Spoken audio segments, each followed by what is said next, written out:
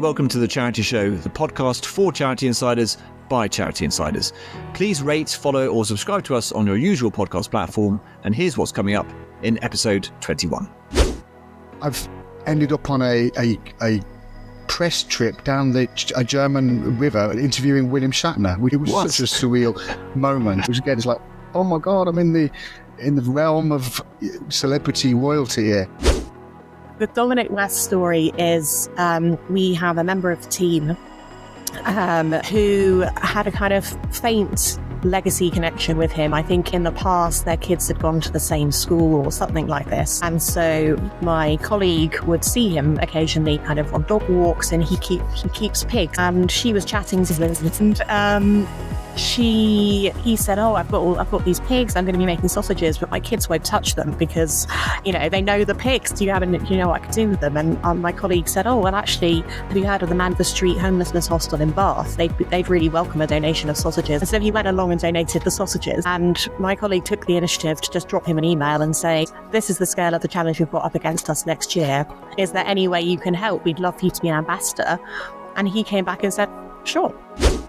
As someone who gets seasick, probably on a cross-channel ferry, I can't imagine what that is like. I like the idea of the breathtaking sunrises and glorious sunsets, but the sleep deprivation, hallucinations, hunger, 12-kilogram weight loss, no thanks.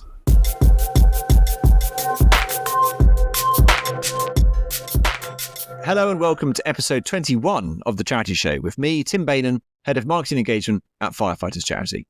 And me, Piers Townley, PR Manager at the Brain Tumour Charity. Okay, we're getting under the skin of celebrity this week, Piers. That's your bread and butter. That's your sort of everyday life. You know it much more than I do. So tell us a little bit about your sort of day-to-day life. How does celebrities fit into your world today? They're increasingly important to the work that the Brain Tumour Charity does. And actually, we're very fortunate that a lot of us are, fortunate or unfortunate, because they're all personally affected by a brain tumour, whether it's they're living with or they know someone who has had the diagnosis or sadly passed. So the likes of Tom Daley lost his dad to a brain tumour.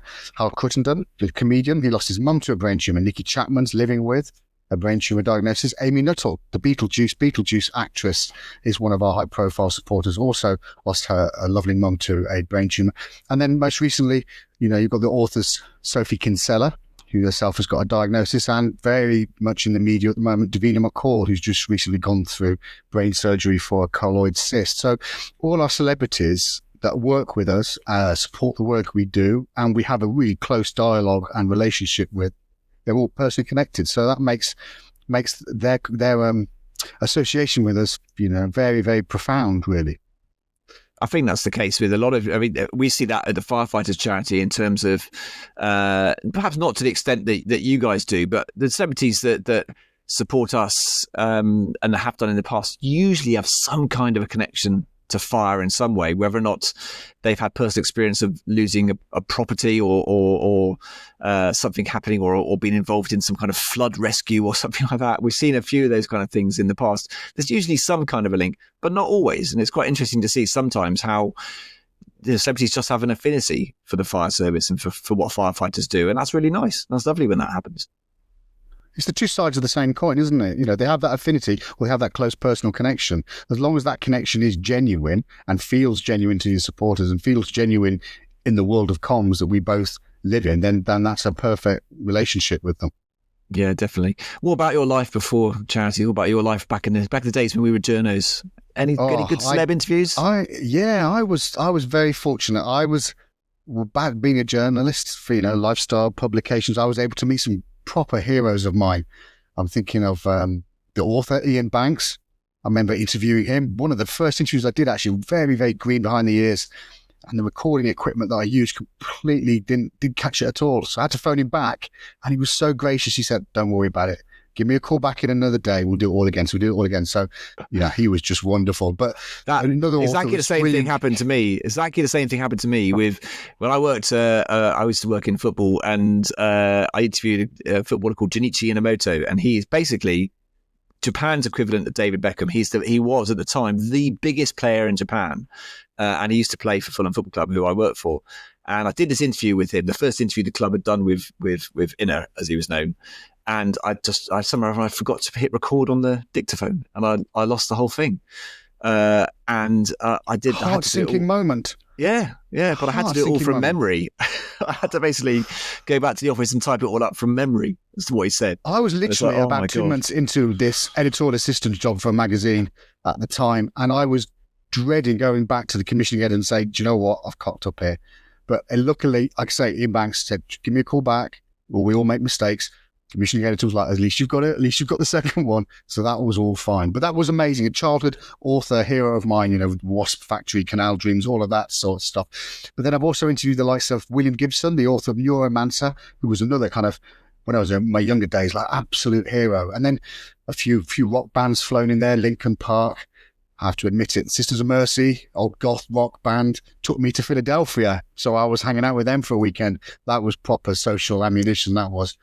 But other things, I've ended up on a press trip down a German river interviewing William Shatner, which was just like, it was such a surreal moment. I know. It was to do with, I can't remember now, it was to do with the computer games back when there was a lot of computer game junkets, basically. Yeah, on a canal boat interviewing William Shatner, which again is like, oh my God, I'm in the realm of celebrity royalty here. But Jude Law, I've hung out with Jude Law, who's just absolutely wonderful back before his career started.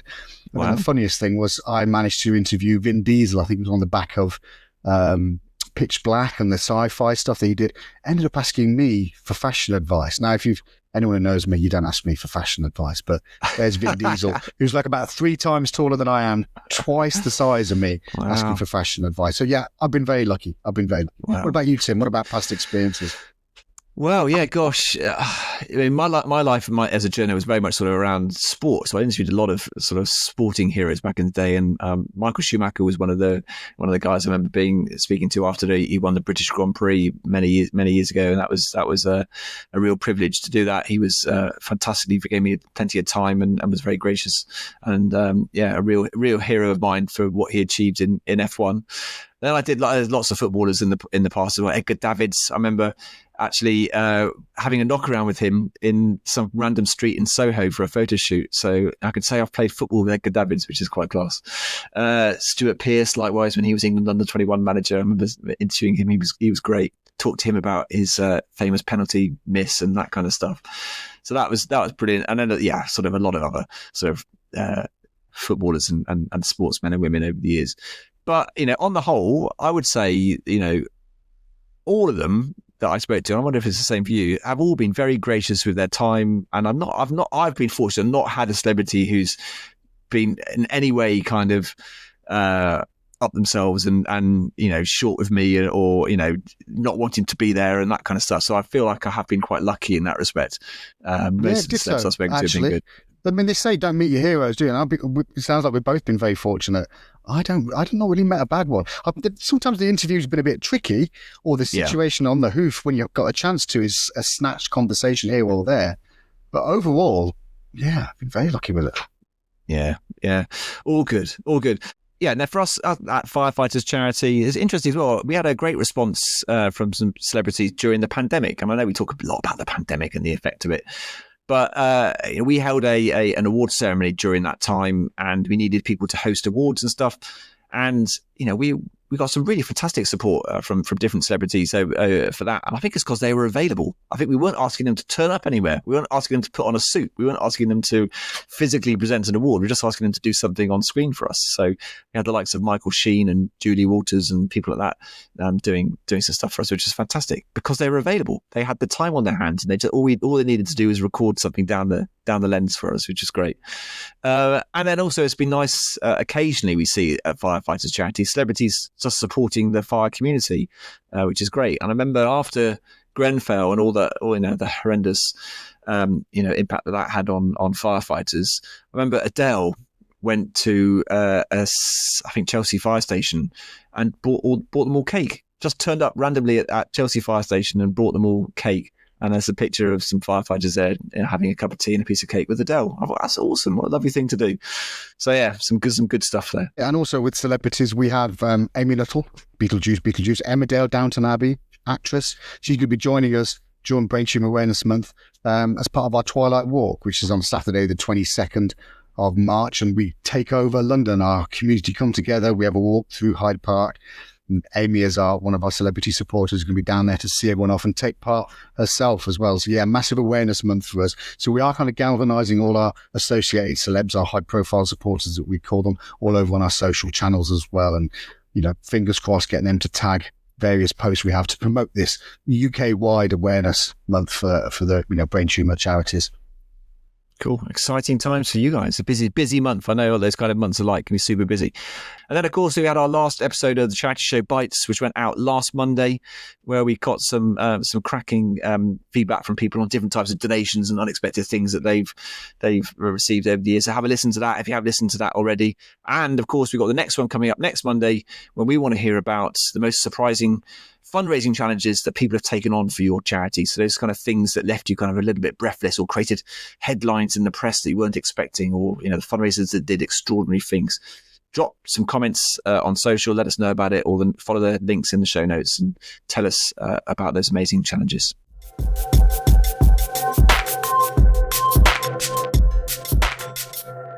Our guest today is Zoe Conn, Fundraising and Development Director at Julian House, a charity tackling homelessness and its root causes across the southwest of England. But today we're diving into something a little different, how Julian House has managed to secure the support of big-name celebrities like Dominic and comedian Russell Howard, and what other charities can learn from their success. In the first half of our conversation, Zoe takes us behind the scenes of Julian House's approach to celebrity ambassadors, why they decided to take a more strategic route, how they identify the right people to work with, and crucially, how a chance encounter on a dog walk led to a Hollywood star supporting their cause. Then, after a short break for charity sector news, we return for part 2, where Zoe shares the impact of these celebrity partnerships, how they've helped raise Julian House's profile, brought in new supporters, and even influenced major fundraising events. She also talks about the challenges of working with high-profile figures, from media interest to making sure those relationships remain meaningful. If you've ever wondered how to get a big name behind your cause, or whether your charity is missing a golden opportunity in its own network, take a listen as Zoe tells us how Julian House managed both.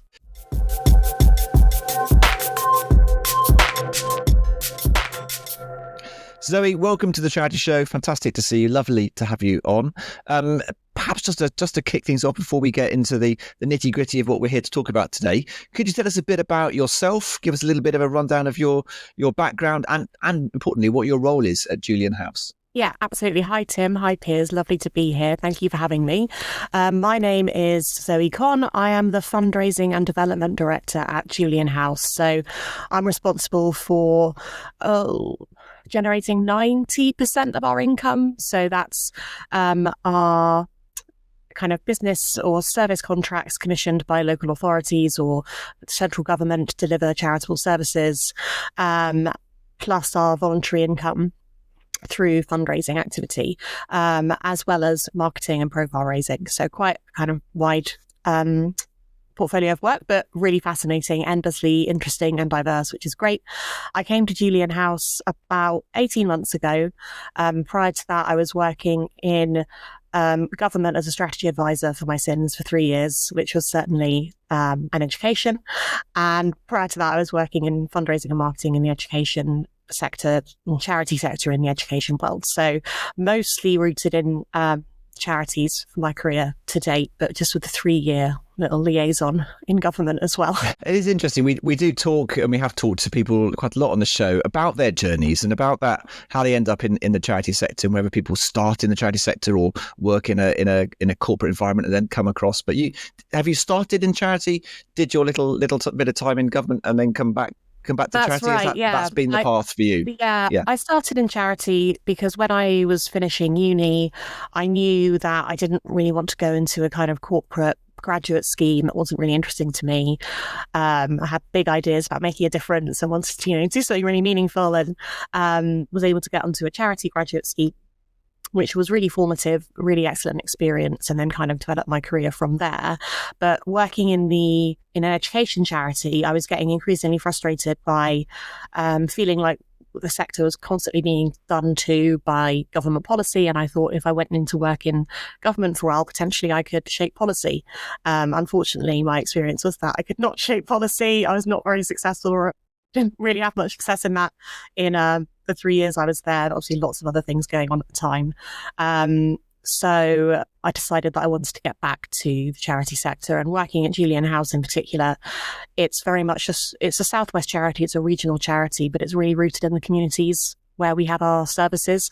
And it feels very close to our clients and the people we support. It's a really nice contrast to working in government, where you often feel like you're in this kind of ivory tower and not connected to the people or the problems that you're trying to, address. So yeah, Julian House is really the perfect fit in that sense. That leads on to the next question, Zoe, which is, could you give us just an oversight of what Julian House does? What it does, who is it support, and how it works? Mm-hmm, absolutely. Julian House tackles homelessness and the causes of homelessness across southwest England. So it started life as an emergency rough sleeper shelter in Bath. It was actually started by members of the local community. A gentleman sadly died on the streets, rough sleeping in Bath, and the local community said enough is enough, created this rough sleepers kind of soup kitchen and shelter. That was about 35 years ago.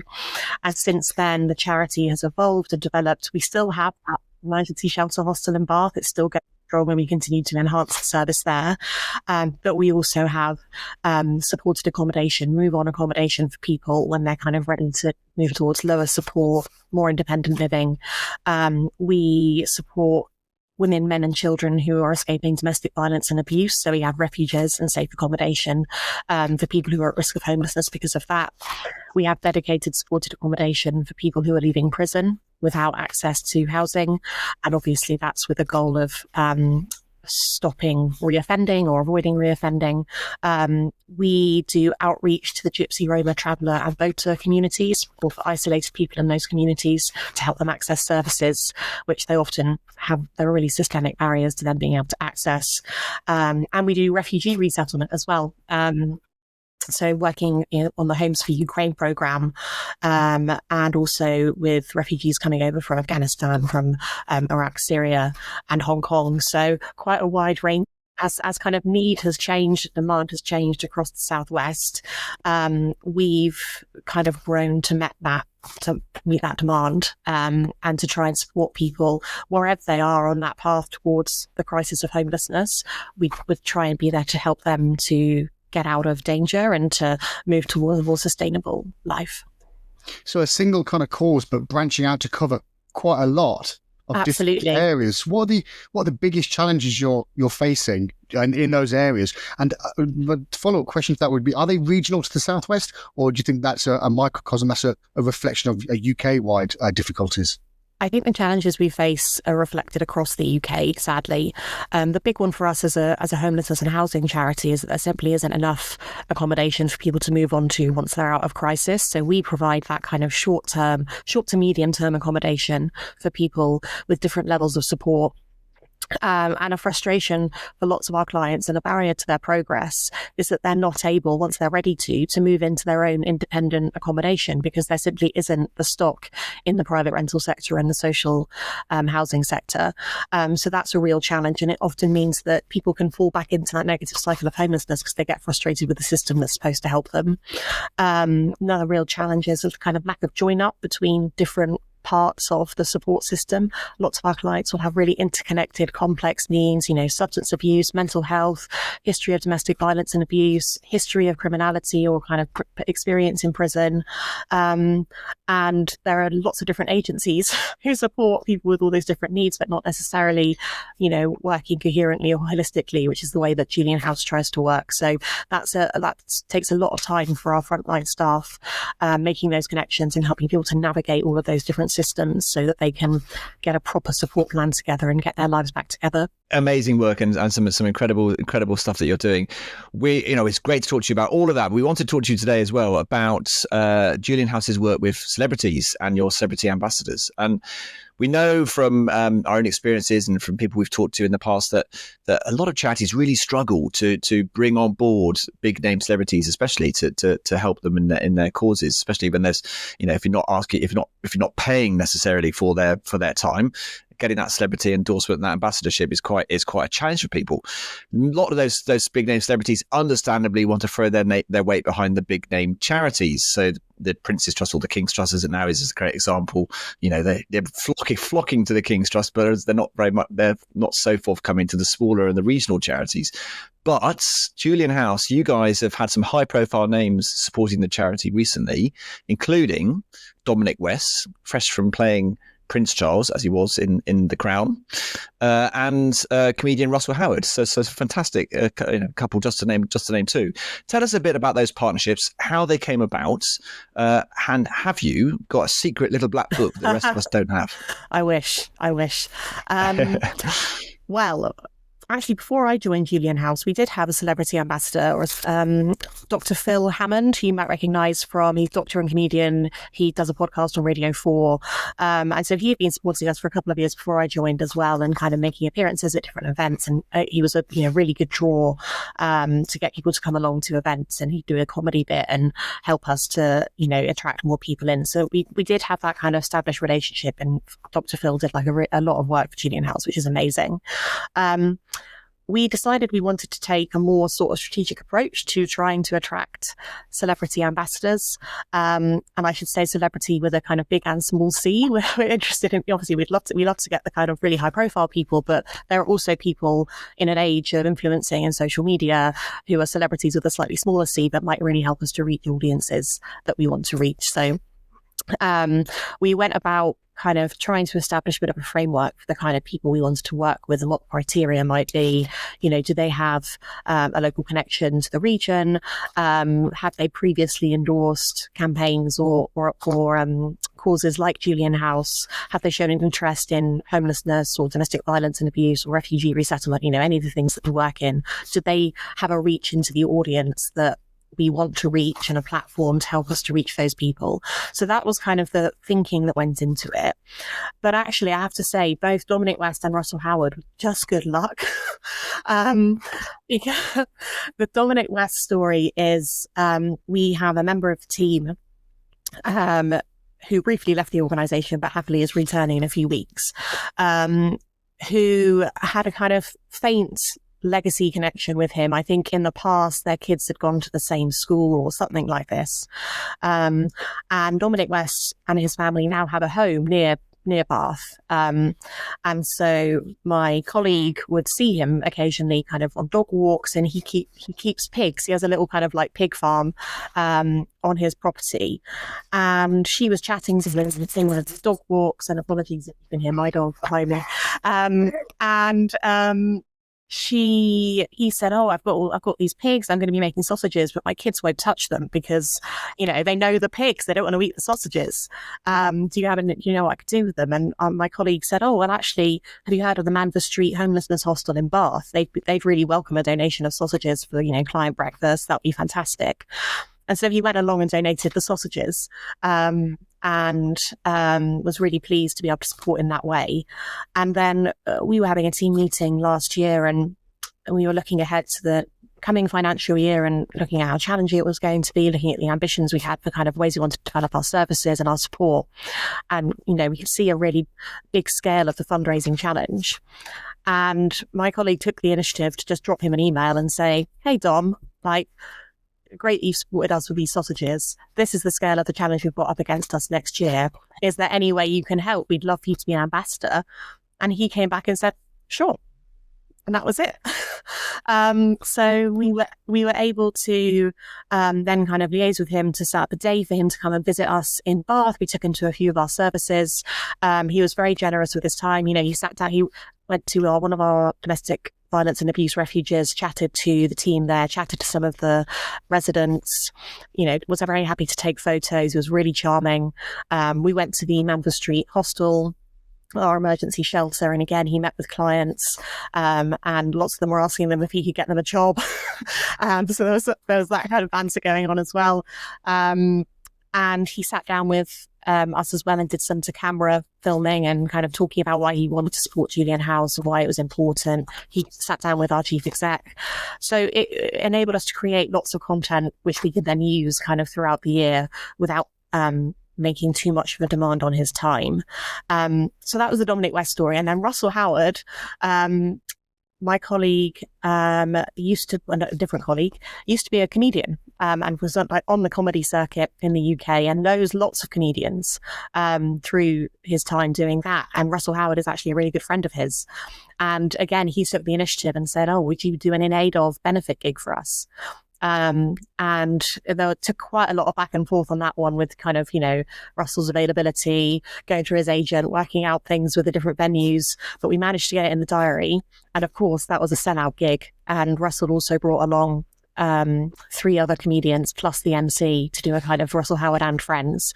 And it was a huge success, was really, great fundraiser for us and very little work, by comparison to some of the other fundraising events we might run, very limited resource and input from our team required, but a really high return. So again, super generosity, but good luck that we have that connection from within the team.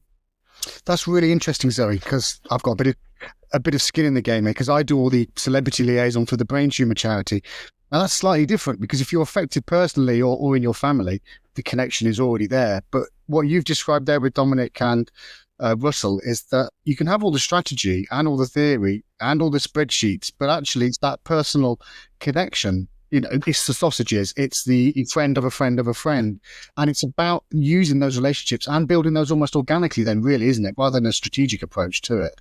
Absolutely. And we've been trying to encourage colleagues and, from across the organisation to think about their networks and who, both from a kind of standard fundraising perspective in terms of, do you know anyone who happens to have £1 million, or do you know anyone who runs kind of a local business who might be interested in getting involved? But also, do you have any kind of connections that could help us to raise our profile through celebrities as well? Yes, we had all the best intentions to, take a really strategic and structured approach to, approaching people. But as it transpires, it was just those contacts that were already in people's back pockets. And that's often the case, isn't it? It's not to say A plus B can C. We have, in an organisation, it's making the whole charity, the whole organisation realise actually it's just people skills. It's just networking a lot of the time. And then you get these people on board. What do you think it is about Russell and Dominic? I mean, I know they're huge celebrities anyway, but what is it about them that speaks to Julian House? What is it that they bring to working alongside you? So for an actor of Dominic's profile, that's just fantastic for us because it kind of taps directly into the demographic of our donor base. It's definitely the donor base that we want to reach. So kind of people who are probably tapped into the sort of media and the cultural moments which Dominic is part of. Dominic himself has a personal connection and kind of passion for homelessness. When he was at university in Dublin, he told us that he actually worked with a homelessness charity there as well. And he kind of brings that almost gravitas, I guess, because of like kind of the profile that he has. So that's been really, really helpful. The drawback of working with someone like Dominic is that he doesn't have social media presence, really. So that's the kind of missing piece there. He's been really generous with his time. We've been able to capture some really great content, which we've been able to use. But I think to take it to the next level, what's really useful is someone who's got that social media platform in particular, or is always going on the One Show or Pointless Celebrities or, the Chase Celebrity Special, that kind of thing. That's the next step, I think. That would be amazing to find someone who brings the profile and gravitas that Dominic West does, but then equally can give you that sort of Saturday night. But that's something you can work with, isn't it? That's something you can support over on the social channels or the multimedia channels and also amplify. We have a few celebrities who work for the Brain Tumour Charity that aren't on socials at all. And it's amazing to have them. It's like, if only we could amplify or help amplify, our own content as well. Yeah. What we did find is we had a smaller partnership with I'm going to have to remember her name now. Issy Stutty, aka Dobby from Peep Show. Another friend of my colleague, he used to be a comedian, and she very kindly recorded kind of to camera piece talking about Julian House and encouraging people to look us up. That was then shared onto a Peep Show fan page, and that got us, thousands more views than we would ever normally get and some new followers. So that kind of gave us a little insight into how that can work, and from a completely unexpected angle, but we were happy to get that profile as well. Really, really fascinating to hear about those routes in terms of getting hold of celebrities. Also, it's interesting that it's not anyone's specific role necessarily. So it sounds like you've tapped into the contacts of colleagues who probably don't have anything maybe don't have anything to do with marketing or promotion in their day jobs. It's just pure luck, as you say, but they know the right people. And so it's for other organisations, for other charities, it's about perhaps looking beyond the obvious and talking to those people across the organisation to see who knows who. Absolutely. As it happens, the two colleagues who made those connections were in the fundraising team. That's not a kind of criteria for recruitment, but they just happen to have those connections. But absolutely, I think in everything. Maybe we should be asking people at interviews. Yes, yeah, this is it. Maybe we should be asking people at interviews. Who do you know? You can have the job if you know at least one celebrity. Yeah, exactly. Who do you live next to? Who are your neighbours? You've got to have a famous neighbour if you want the job. Yeah, absolutely. But no, generally, I think we try to engage the whole Julian House team as much as possible in all of our fundraising and marketing, because they're the ones who can be the real ambassadors for the cause. You know, they have given up their work life to this cause. They are working incredibly hard, particularly our frontline staff, you know, working incredibly hard with clients who have really complex needs, on really challenging and sometimes stressful jobs, but they do it with care and compassion and real, you know, passion to making a difference. And it's those people who we want to be shouting about Julian House and promoting it to their networks. And, you know, we've had staff in the past who have volunteered at Glastonbury on our behalf and then got the kind of fundraise payment in return. We have, at the moment, we've got colleagues who are organising an art exhibition featuring art from residents of our domestic violence and abuse refuges as a kind of profile raising in different communities. And this is all things that people are doing on their own initiative because they care about it and they want to kind of shout about what Julian House is doing. So yeah, absolutely tapping into colleagues' networks and their passion for the work is important. Piers and I were just talking on a recent episode about how charity people wear many hats, and it's not just the one job that they're paid to do. They end up doing all the other stuff as well, and you've just illustrated that point beautifully.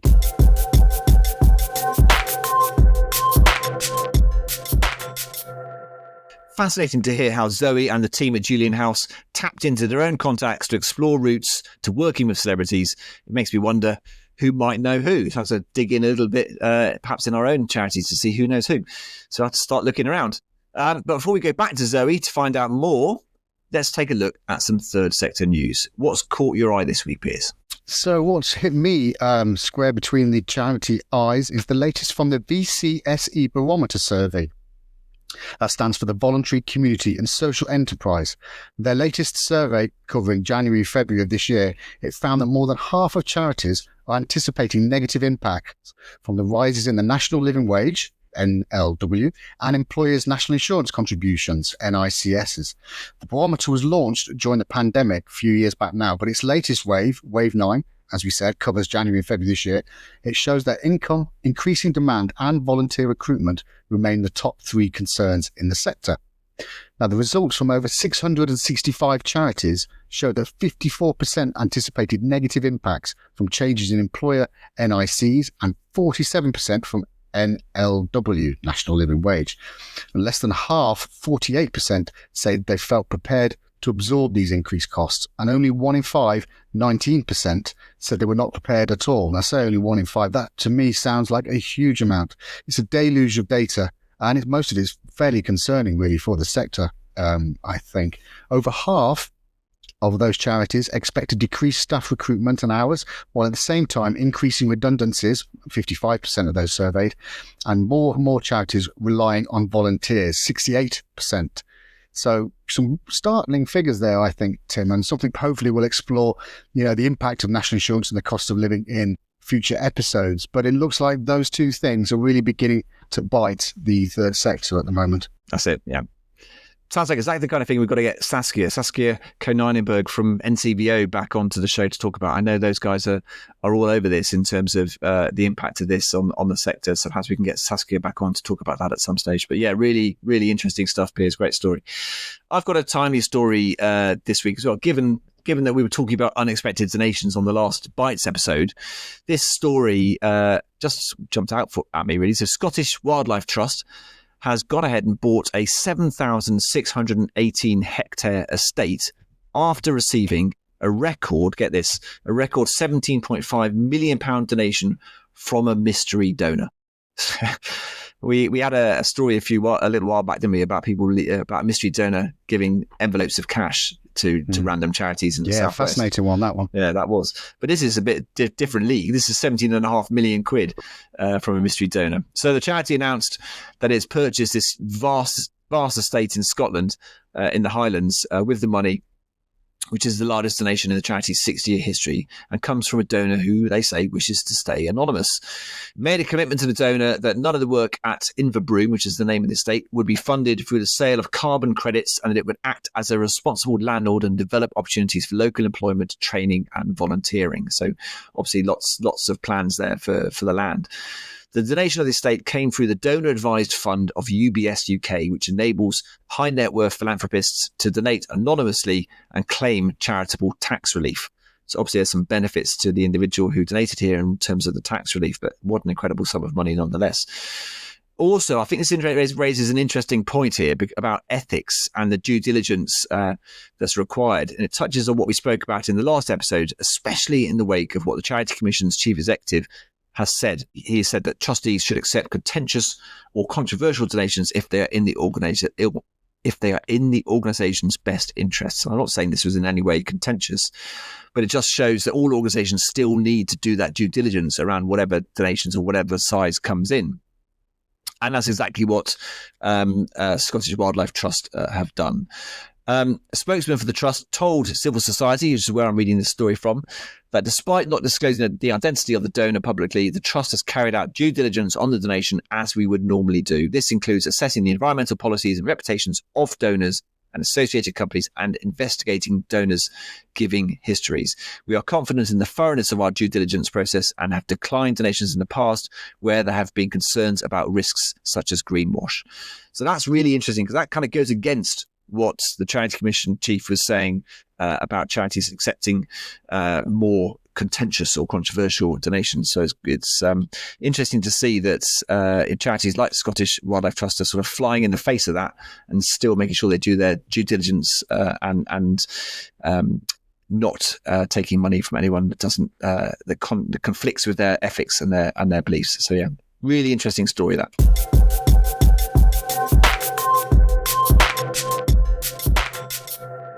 In part 2 of our interview with Zoe Conn, we explore the impact of celebrity support on Julian House, how high-profile ambassadors have helped raise awareness, attract new supporters, and have boosted fundraising efforts. We also discuss the challenges of working with well-known figures, from managing media interest to ensuring those relationships remain meaningful and beneficial for the charity. Plus, Zoe shares her advice for other charities looking to secure celebrity backing.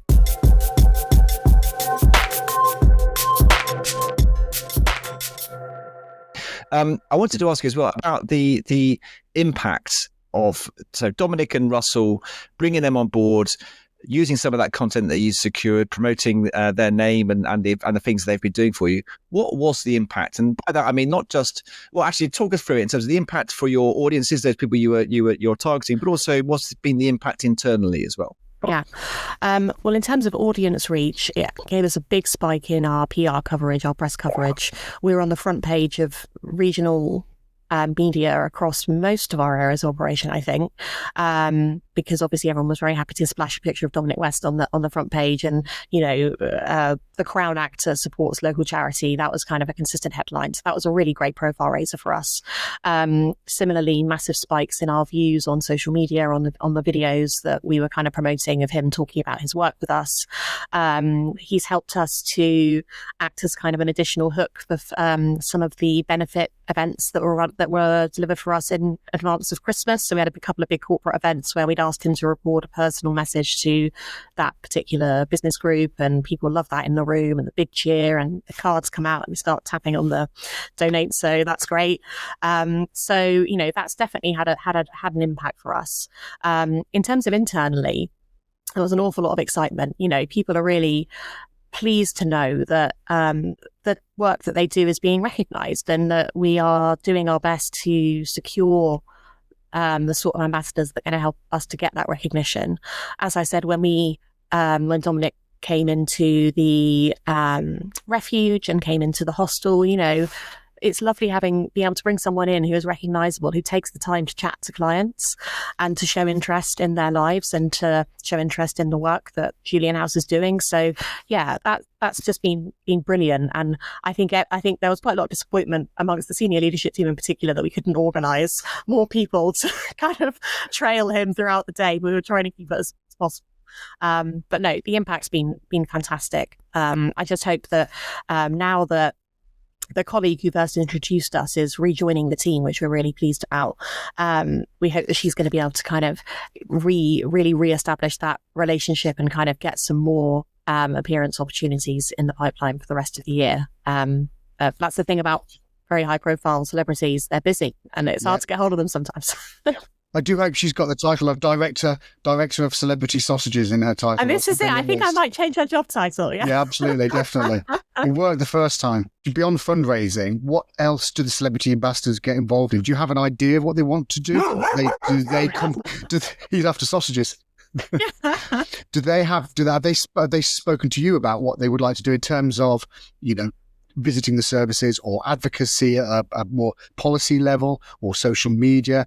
Is that something that you've had a conversation with them, or are you guided by their interests? Largely guided by their interests. I mean, in an ideal world, I would love for us to have a bit more kind of control over that and a bit more structure around it. But I think my brief experience of this is that we need to be flexible to their availability and kind of what they have the capacity to do at any given time. I also think that different people will have different interests. I don't think every celebrity partner would necessarily want to have an advocacy role or have that kind of seat around the table. There's also a question mark for us over how far we want to push that side of things. As you know, charities are quite hamstrung now in terms of kind of lobbying and campaigning. We have to be quite difficult about treading that line. And also, obviously, as a charity, Julian House gets quite a lot of statutory income from local government and central government. So that's something else, a challenging line that we have to tread.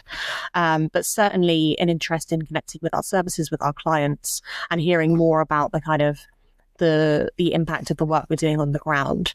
That seemed to be a big interest for Dominic, certainly. Yeah. And well, actually involving him at the front line to see where his support is obviously going to be powerful, because then you're right, there is a fine line. Many celebrities don't want to be politically aligned, so it depends on how much advocacy that you do. But overall with celebrities, you have got a duty of care. You've got a kind of, it's almost walking on eggshells with them initially, because you're protecting their brand, their image, their confidentiality. What sort of difficulties, or had there been any difficulties, having someone like Dominic or having someone like Russell on your books, as it were? It's been relatively straightforward. Dominic actually has been surprisingly informal. We've been liaising directly with him. Obviously, we have been very clear that we're not going to be handing out his email address. We haven't given it out to everyone in the organisation. It's very much just held by myself and a few people in my team. And then again, we've also had lots of, following the launch of his ambassadorship, we had lots of interest from media, understandably saying, oh, this is great. Can we have an interview with Dominic? And that's been quite difficult to manage, just because there's been so many coming in and we've kind of been trying to field them and triage them and only put forward the things that we think are going to be most meaningful and most impactful. But that's difficult because immediately people think, oh, great, you've got him on your book. So you'll be able to get him in for Radio Bath in a few weeks' time. And we're like, probably not. So that's been a bit challenging. But it's a nice problem to have, I guess. It is a nice problem. But you're right, they can't also be asked to go to the opening of an envelope, isn't it? The asks. And sometimes that's quite difficult to articulate beyond the department, beyond your role to trustees and that level, because they want him to be associated with everything. And it's like, actually, no, there is that duty of care, but there's also that element of trust that is fundamental to these relationships, isn't it? Especially, as you say, we're also very lucky to do this. If you don't go through agents, if you've got a personal dialogue with them, that's a very powerful thing to have for any organisation. Yeah, absolutely. Piers, I think you're much more of an expert on this than I am, to be honest.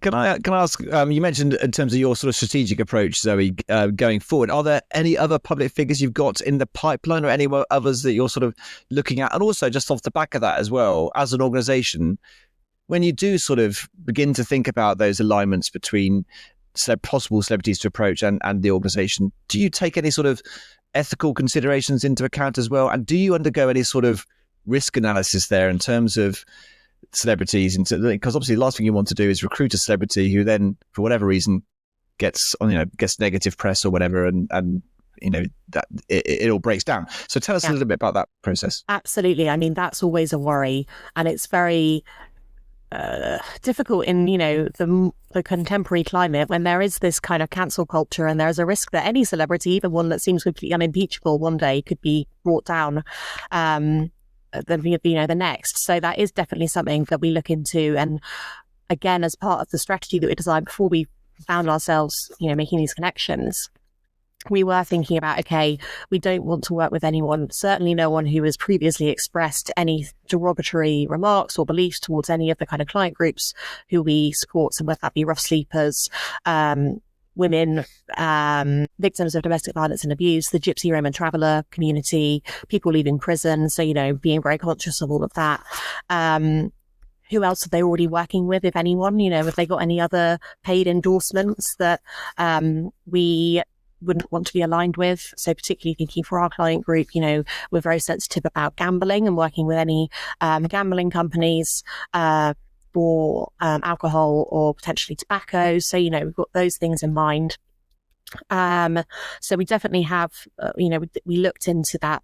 The challenge you have is when then you're faced with someone, you're given an opportunity like someone with Dominic West, you're almost thinking like, oh, well, never mind.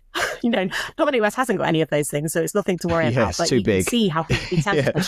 You would see how people would be tempted to be like, oh, it's fine. We'll just, we'll make it work. But no, absolutely. I think we have to tread a really fine line to make sure that we are securing the sort of support and endorsement that's going to shine a positive light on our work, as opposed to, tipping in the other direction. I think that's really, really hard for charities, isn't it? Especially in this sort of, in the age of social media, because you see it occasionally where, someone dredges up a tweet from 10 years ago that someone said that, how on earth can you have known that happened or whatever? So there's only so much I think that you can do. Yeah. And in answer to your other question, which was about kind of others in the pipeline, I know kind of big names at the moment, but we are really interested in connecting with celebrities who can help us reach people in other areas of the Southwest. So I mentioned that we were founded in Bath, and we're still most well known in Bath and the surrounding areas. But we also operate in Exeter, across Somerset, in Wiltshire, in Gloucestershire, over into Basingstoke. We've got this reach, and so we want to be able to ideally connect with people who've got local connections to those areas, to show that we've got that reach and to highlight the good work that's going on across all of the region. So that's our sort of goal, is to try and find people who might be able to help us in that way. But nothing kind of hot at the moment. Yeah. And presumably as well, that's where celebrity with a small c comes into play as well, because it'd be great to find people who just have those local connections as well. Absolutely. And that local following, that's really important. We find that at the charity as well, is that sometimes it's not the big name celebrities, it's the people who are just well known within the fire community for us, or well known within a specific area. They're just as important, if not more important. Absolutely. We have managed to secure a couple of influencers to support our charity shops in particular. So we have 7 charity shops, I think, across the region, and we've managed to get some people kind of social media influencers who are known for buying secondhand or just like local knowledge and kind of local insights, to go into our charity shops and talk about the experience of shopping there and encourage people to go in. So we've had a bit of success with that as well recently, which has been really nice. Because that celebrity with a small c, or that banner of influencer, opens up so many possibilities, but also makes the job almost infinitely harder as well, doesn't it? Yes. Yeah, sometimes hard to see the wood for the trees, but I think we're trying not to get too carried away with it all. We're only a small team, and while we would love to secure another high profile celebrity ambassador, particularly one that gives us reach into those other parts of the region, there's so much else for the team to be doing at the same time that we're trying to kind of make the most of what we have at the moment, and then when a good opportunity forms, move that forward as strategically as we can. But then I suppose you can almost resist the temptation for some organisations to have as many as they can. But actually, no, we're talking about just 2 here, and if you nurture them and they are on board and it's part of their heart, then that is more powerful and more beneficial in the long term, isn't it? Yeah, absolutely. And we've been trying to make the most of the interactions that we have had with them and the kind of content we have created from the current engagements as much as possible. So as I say, when we spent the day with Dominic, we filmed a lot of different content and we're using that throughout the year at different strategic moments. With Russell Howard, he very kindly signed some of our Julian House branded t-shirts for us, and we kind of got those to raffle off or to use as motivation incentives for people to sign up to newsletters or all this kind of thing. So, we're trying to leverage those moments as much as we can. So we're respecting those celebrities' time and their effort and their capacity, whilst also trying to get as much as we can out of those relationships while we have them. I think that's a really valuable piece of learning for other charities there, in terms of when you are lucky enough to secure a celebrity's time, absolutely maximizing what you can get out of that, and then so you've got that to use going forward as well. So it sounds like you've done exactly that. So yeah, I mean, really important that you've got them for a couple of hours or you've got them for a day. Absolutely grab as much content out of that day as you can. Yeah. And Piers, I don't know what experience you have of this in your role, but I think another learning from me is the really intensive follow-up we got from media after we announced Dominic West as an ambassador.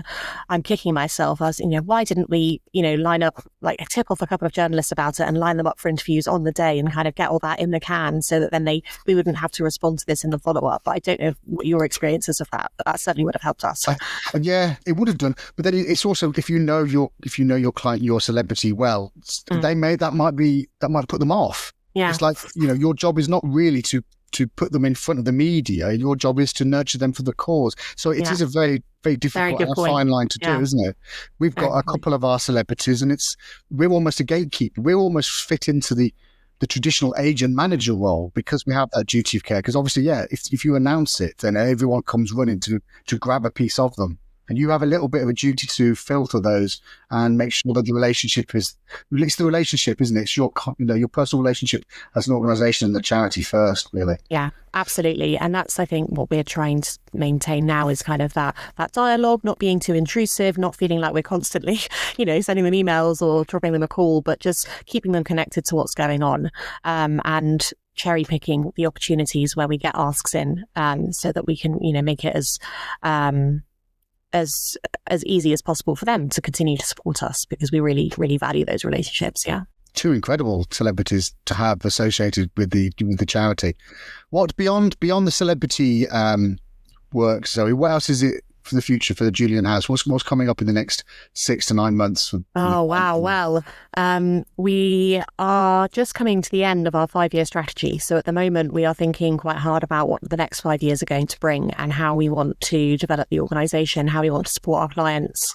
From my perspective in kind of fundraising, marketing, business development, I'm really interested in, as I say, kind of reaching the areas that currently feel a bit far-flung from our heartlands, as it were.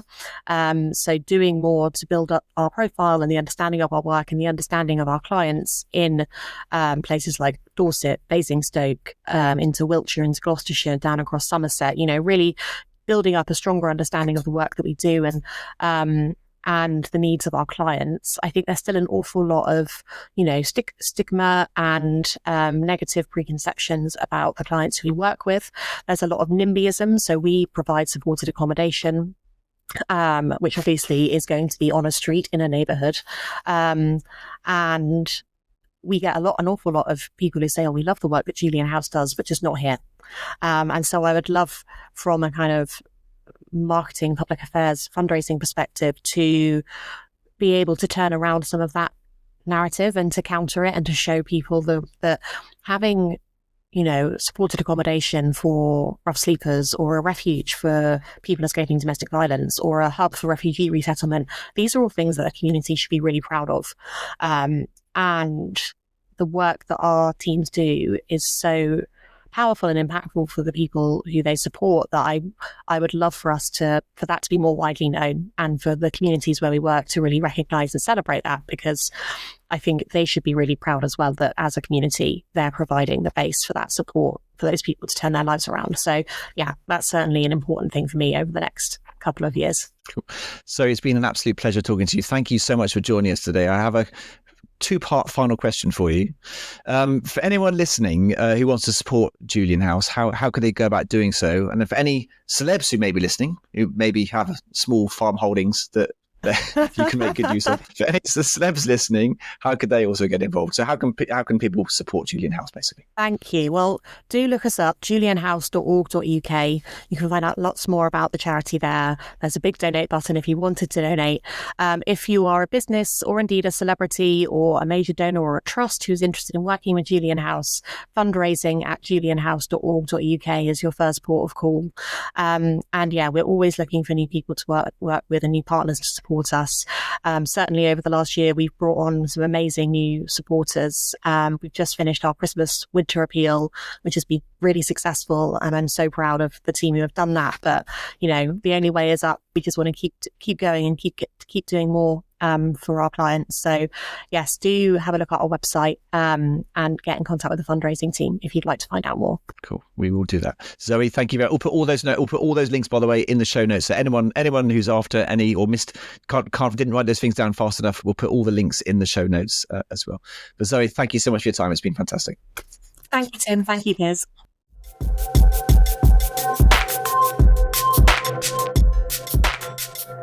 In each episode of the Charity Show, we want to celebrate, as you should very well know by now, our sector superstars, those incredible people working, volunteering and fundraising across our sector. And you can nominate your deserving colleagues, volunteers or fundraisers. Just email us at thecharityshowpod@gmail.com or get in touch through the links in the show notes. You can even send us a voice message, which we will happily play out in the next episode. So Piers, tell us about your superstar or superstars, whoever you've got this week. I've got a bunch of 5 superstars, quite an extraordinary event. Actually, something we'll probably be talking about in the Charity Show Bites as well. So the Ocean 5 Pacific Road team are a team of 5. There's a father and son, Kevin and Matt Gaskill. Other members are Stephen Greenan, Tom Hyam and Patrick Deacon. Now, the team are aiming to be the fastest competitors, fastest winners of this challenge.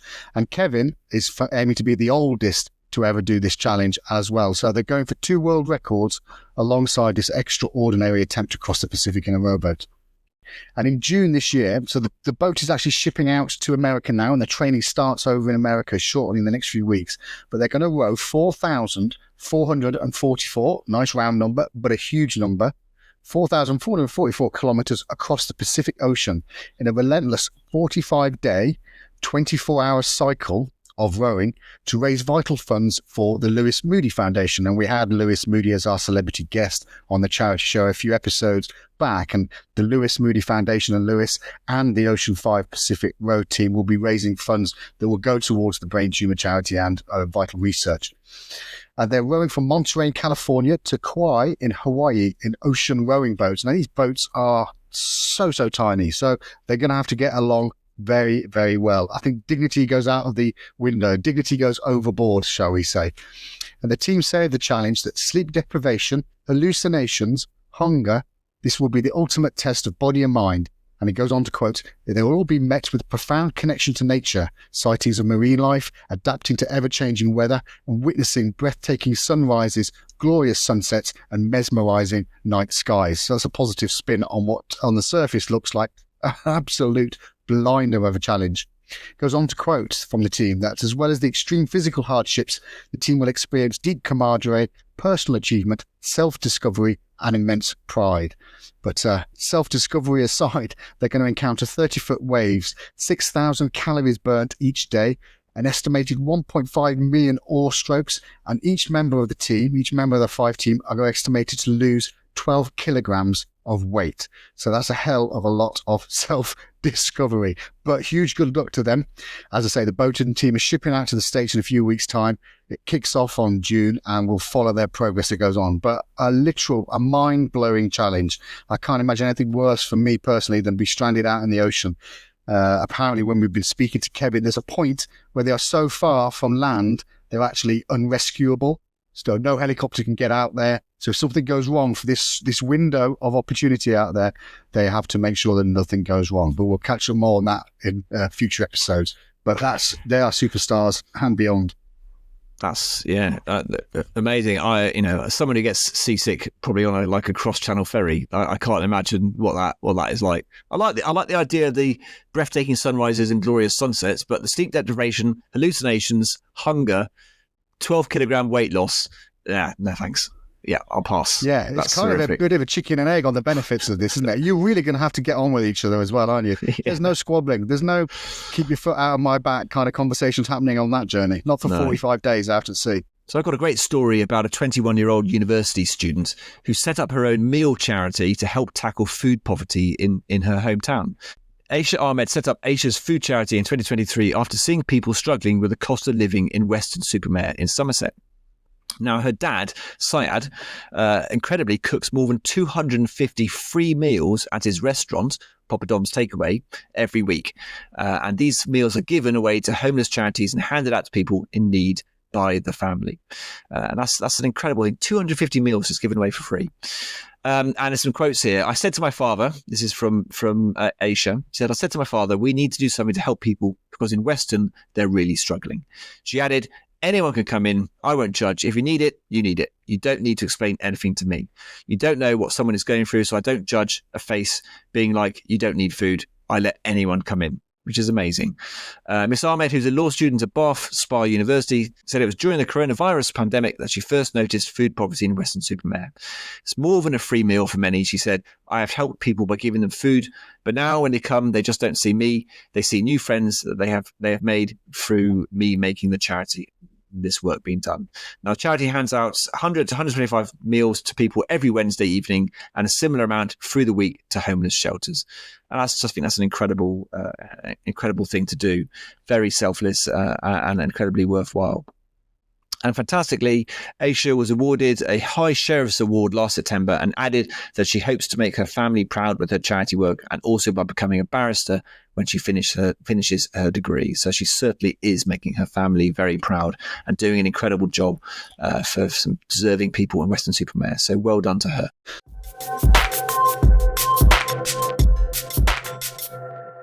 So that's a wrap for episode 21. Huge thanks to Zoe Conn for sharing her insights into securing celebrity support and how Julian House has turned chance encounters into high-profile partnerships.